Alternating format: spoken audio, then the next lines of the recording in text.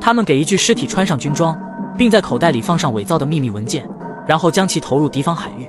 当尸体被海浪冲上岸后，敌人发现了他，误以为得到了真实情报，立刻调动了整个舰队进行部署。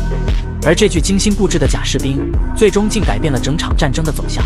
另外，在第1次世界大战期间，一名士兵把一只活鸡拴在自己的背包上。他这样做并不是为了吃它，而是把鸡当作一个火警报器。因为当时毒气袭击是常见的威胁，而鸡对毒气比人类敏感得多。